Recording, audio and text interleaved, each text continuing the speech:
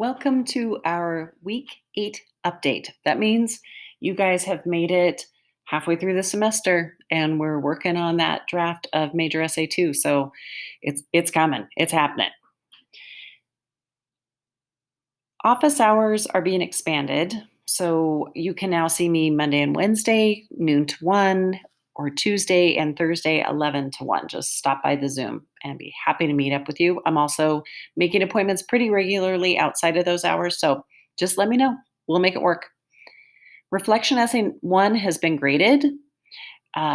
Great job. I think there was some super thoughtful, looking back that was happening. People were really doing a good job of assessing what their strengths and weaknesses were. So part of this assignment is clearly reflecting, right, and figuring out what worked and what to improve. The other part is actually just practicing the structure that we'll be working on all semester. That means that your grade is very highly reliant upon the structure. So be sure to check out the rubric for reminders about what was needed in each section if you didn't get full points. But overall, they were looking really great. So the major SA2 outlines, they're not due till Sunday. So, but some people have been turning them in early. Just want to let you know that I am looking for those each day in case you want the feedback from me while you're working on your draft, which is also due on Sunday. For the major SA2 thesis statements, those comments are have been given. Please email me if you have any questions. The Unit 2 tutoring assignment is not due right for weeks and weeks, but it's a great time to pick up an appointment with Noah or email to get feedback on your draft or your outline of major SA2. And just a quick reminder to make sure that you start your subject line with English 101 so that Noah can find you.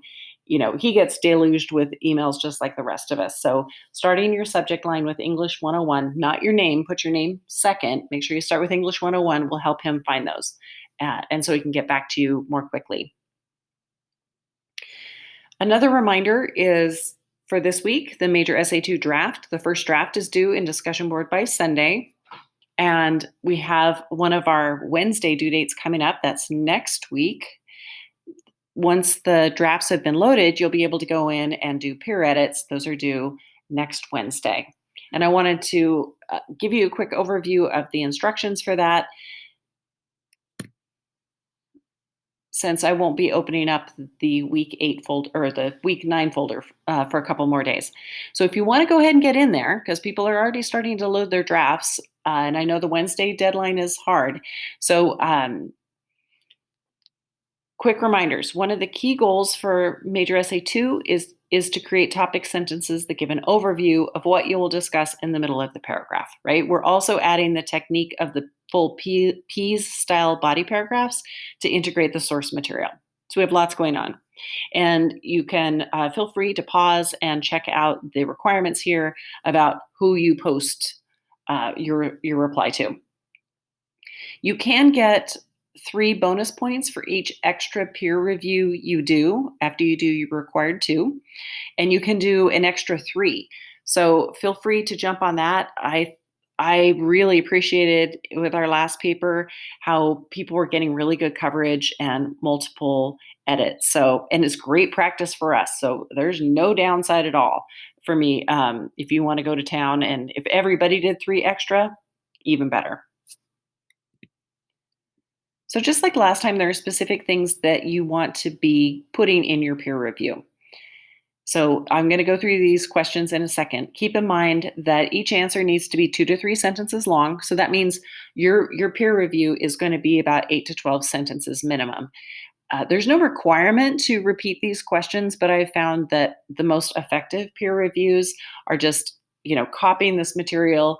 And so it says right on the peer review, which was the strongest topic sentence? Why was it strongest? And then underneath is your answer. So I think it helps people keep track, even though we all, know what those questions are. I think it's more helpful to go ahead and add that bit of extra structure, but it's not required. You're also giving feedback on what topic sentence could be improved and how, right? The second part is super important. Third thing is which body paragraph has the strongest P's technique. and what makes it so effective, which body paragraph has the weakest piece technique, and how could it be strengthened.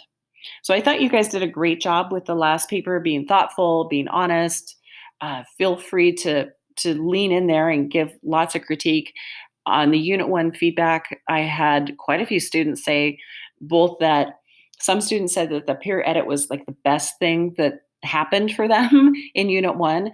And I had other students say that one of the lows for them was not getting enough critique. So feel free, you're a reader. None of us are expert writers in this class, but feel free to do your best. Keep in mind, nothing can be improved, isn't an acceptable review. People really want more feedback than that. Even good things can be made better. You can compliment people on something and then give ideas on how to make it even better. Remember, we're not trying to give classmates the right answer. We're just trying to give them some ideas to consider for revision. So you can always use language like, what if you tried? Or one idea is. It's also helpful to tell someone why something specific worked or was really strong, so then they'll know how to keep doing it next time.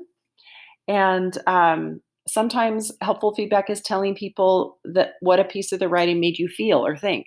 Right. So sometimes I frame feedback as your sentence made me think, or is that what you meant for me to think? So keep being thoughtful, keep being thorough, and I appreciate all of your hard work. Good luck the rest of this week.